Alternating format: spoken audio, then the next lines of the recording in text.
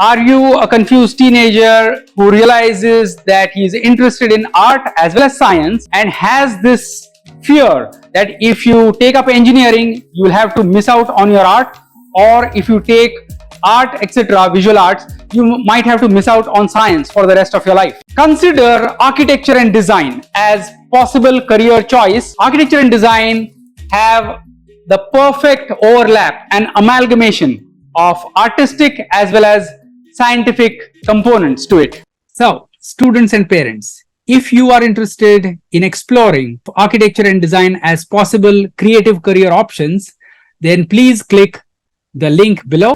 Hi, I'm Sanjay Matre, the founder director of Architecture Masterclass. I'm inviting you for an introductory presentation about architecture and design entrance exams. The free seminar will cover everything like what is architecture and design, what are the career options, what is the future scope, what are the entrance exams, how are the scores calculated, what are the fees, what is the time schedule, etc. Right?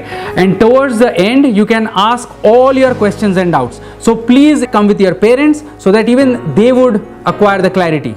And towards the end, there will be a life transforming session which will elevate your 12th standard performance and percentage by 5 to 10%.